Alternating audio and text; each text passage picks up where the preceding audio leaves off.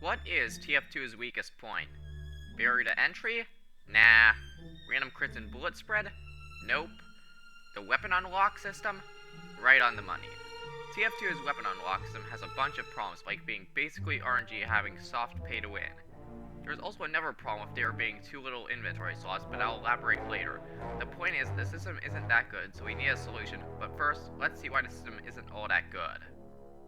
To all uninitiated, let me explain how TF2's system for getting new weapons works.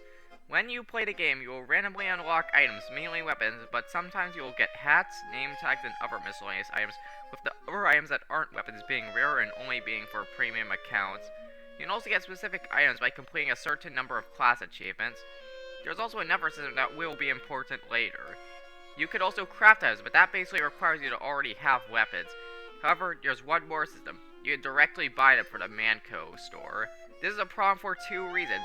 One, it's directly pay to win. It's not fully pay to win, but it still has that to an extent. Stock weapons are generally better weapons than unlocks, but you still are missing out on weapons that can greatly boost your performance in choice situations.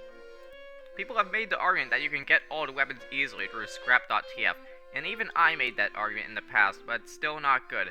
To even trade it with scrap.tf in the first place, you'll need a premium account, meaning you spent money on the game, once again going back to pay to win. Shredded Nerd also makes a point on how going the scrap.tf route can cause people to pay even more money for the game in his videos about TF2's inventory system.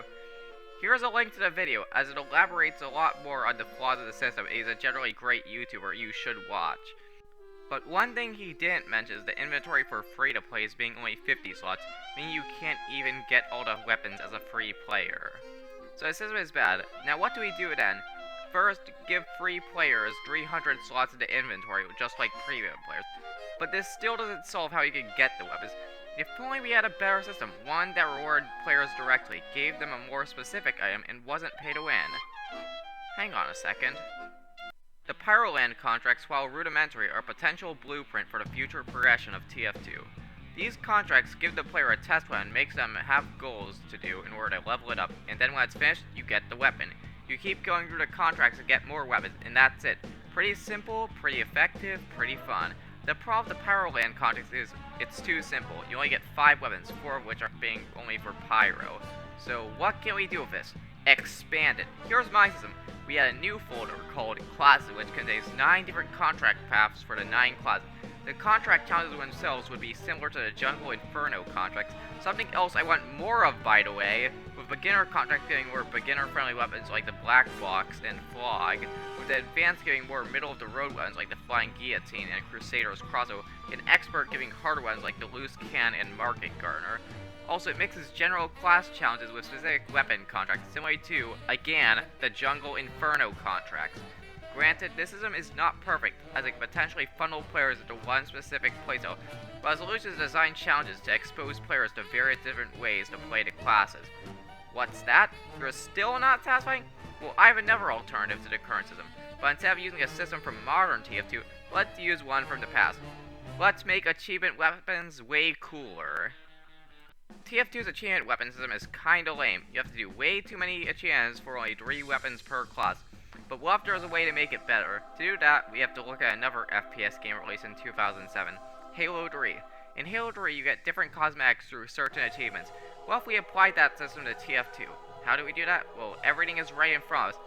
Getting the achievement Pop Fly, which requires you to kill 20 enemies while jumping, gives you the Soda Popper, a gun that rewards killing people while jumping. Got the Be Efficient achievement for killing 3 enemies in a row while missing? Bam! Bizarre Bargain, a weapon that rewards getting a lot of kills in a single life. For Whom the Shell Trolls, an achievement that makes you pop someone in the air with a rocket and finish them with a shotgun, grants you the Reserve Shooter, a weapon that rewards doing just that. To revive a direct critical hit rocket as heavy to get Croc Block? Congratulations, you're getting the Fists of Steel, a weapon with insane damage resistance. Something sticky comes this way when you kill 30 enemies with airburst sticky bombs. The Quickie Bomb Launcher, a gun that is better at doing that.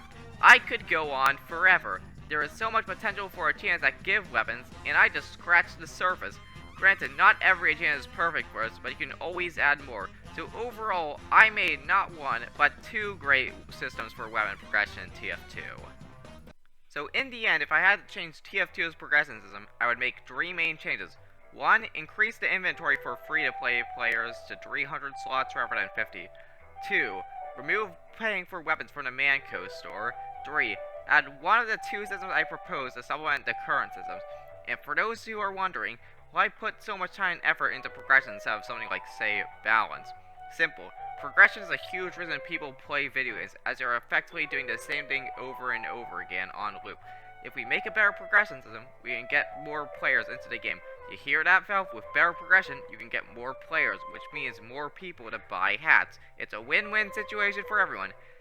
And you want to know what else is a win-win situation? Subscribing, as it helps you see my content more. Also, I like the number going up. Thanks for watching, and I'll see you later.